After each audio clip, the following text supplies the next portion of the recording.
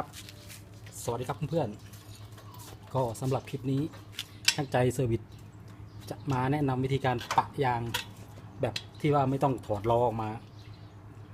ทำข้างนอกนะครับเราจะทำในตัวรถเลยนะครับในกรณีที่เราขี้เกียจถอ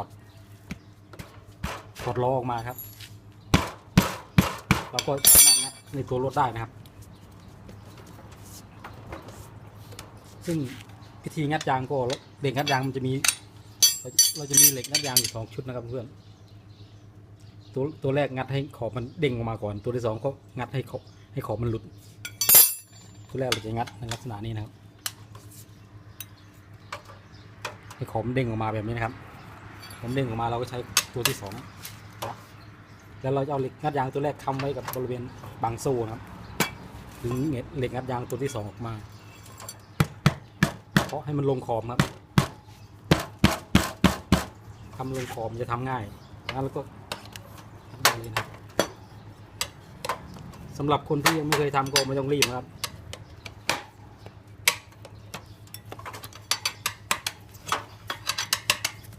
แต่ผม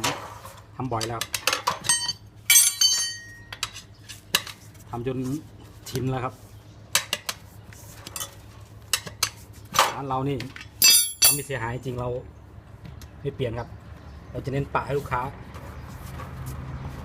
เพื่อเป็นการประหยัดต้นทุนให้กับลูกค้านะครับร้านอยู่ต่างจังหวัดจะใช้วิธีการเปลี่ยนนั้นในเมืองก็กระไรอยู่ครับสงสารคนทำมากินหาเช้ากินค่ำเลยรายได้เขาก็ไม่ได้เยอะมากมายเราช่วยเดี๋ยวลืมบอกไปครับมัวแต่พูดพอเราดึงยางออกมาแล้วนะครับเพื่อนวิธีหาจุดเมื่อเราดึงยางออกมาแล้ววิธีหาจุดบริเวณรั่วเราจะต้องเติมลมนะครับถ้ารั่วแผลใหญ่มันก็จะหาเห็นง่ายแต่ถ้าเป็นแผลเล็กมันก็อาจจะต้องใช้น้ำช่วยครับแต่ยางของคันนี้แผลมันใหญ่มากครับสังเกตจะได้ยินเสียงแผลอยู่บริเวณนี้เราก็จะต้องวิธีการปะแล้วเราจะต้องทำความสะอาดนะครับทำความสะอาดให้เนียนเลยนะครับ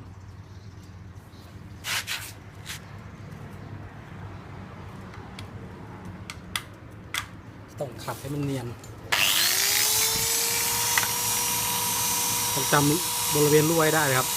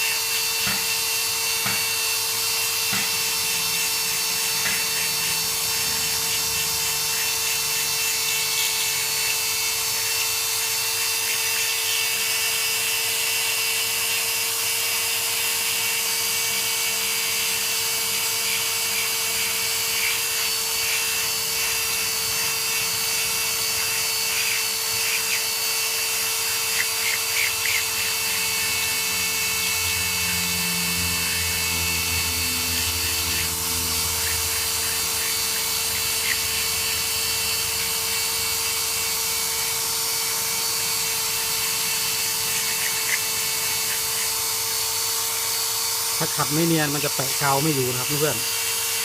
ต้องเอาให้เนียนเลย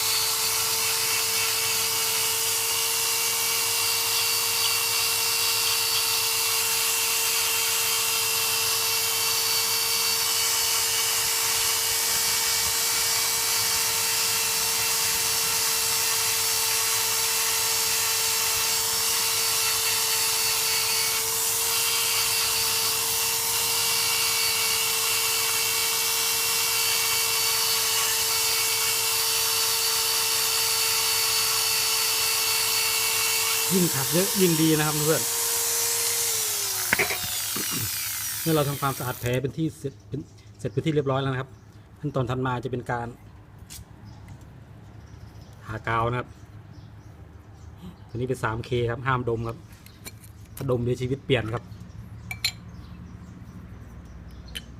ก็ทากาวก็ทาหมาดๆครับ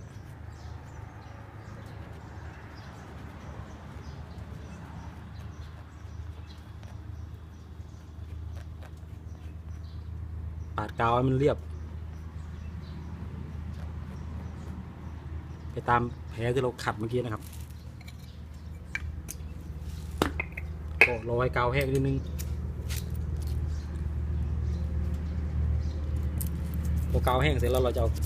นี่เรียกแผ่นปะยางครับเพื่อนถ้าใช้แผ่นใหญ่มันจะดีครับการยึดเกาะมันจะดีแผ่นปะยางนี่ก็มีหลายไซส์หลายขนาดก็เลือกใช้ตามให้ถูกต้องตามแผลครับแผลเล็กก็ใช้ตัวเล็กแผลใหญ่ก็ใช้ตัวใหญ่แต่ถ้าเน้นเป็นตัวใหญ่ได้จะดีครับการยึดเกาะมันจะดีกว่าแกะออกครับเพื่อนแล้วก็แปะทับแบบนี้ได้เลยนะครับ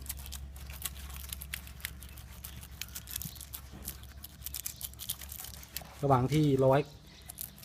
แผ่นปะกับยางในมันติดกันเราก็มาหาต้องเปิดยางนอกดูครับหาว่ามีอะไรแทงหรือเปล่าโดยการใช้การสังเกตแง้มยางนอกมาวิแล้วก็สังเกตดูแล้วก็เอามือคำดูนะครับดูสัก2-3 รอบครับเพื่อความมั่นใจ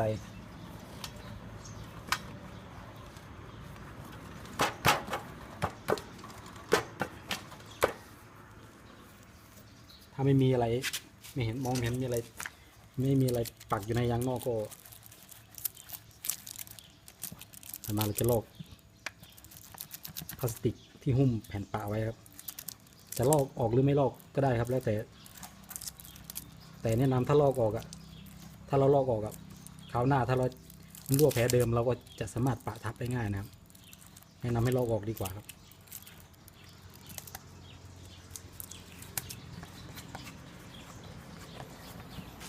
แล้วก็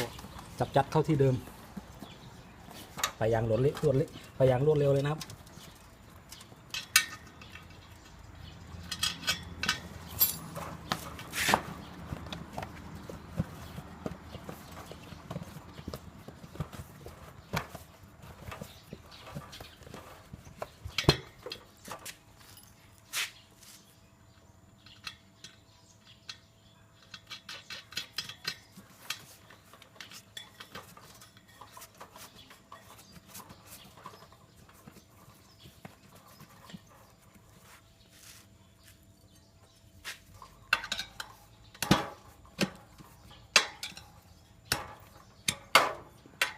ส่วนมากคนต่างจังหวัดก็จะเน้นปักนอกจากมันปะไม่ได้จริงๆถึงจะเปลี่ยน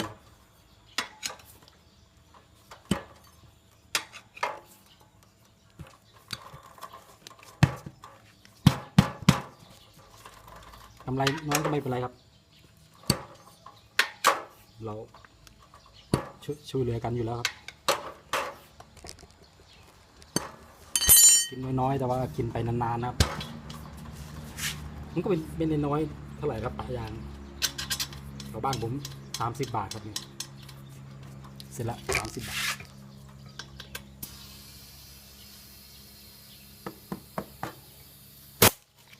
เติมลมล็อกน็อตปิดจุ๊บ